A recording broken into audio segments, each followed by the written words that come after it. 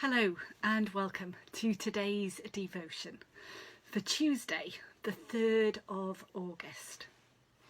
In our readings in the Methodist Prayer Handbook, we're at the start of a couple of weeks of reading through the letter to the Philippians.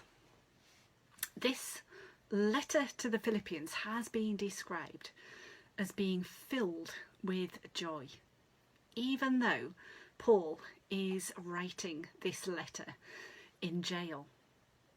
In fact, the verses which form today's reading, which come from chapter 1 and verses 12 to 18, are celebrating the fact that Paul is in prison, a fact which is helping him to spread the good news.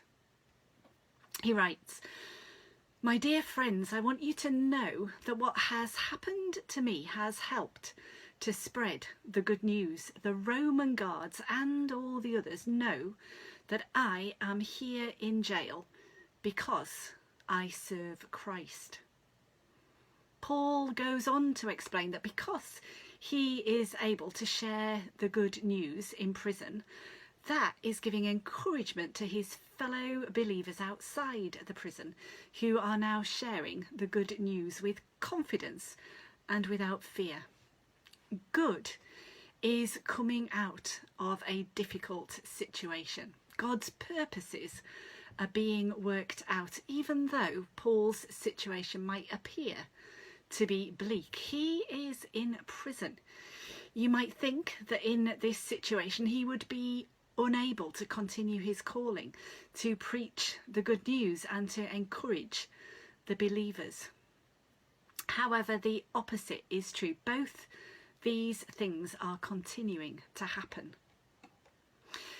There is another problem too that Paul is facing. He goes on to say that not everyone who is being encouraged to share the good news is doing so for the right reasons. According to Paul, some are preaching about Christ because they just want to cause trouble for Paul while he is in jail. His response to this potential setback, which could make his own personal situation worse, he says, that doesn't matter. All that matters is that people are telling about Christ. That is what makes me glad. I wonder, what makes you glad?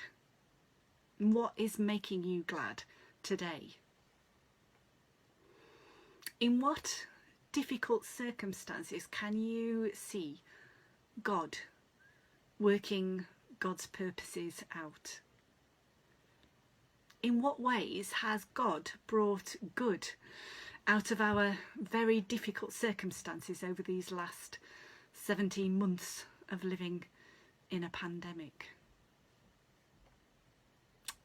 Let us be filled with joy and give thanks for all the ways in which the good news of the gospel has been shared in unexpected ways during this time.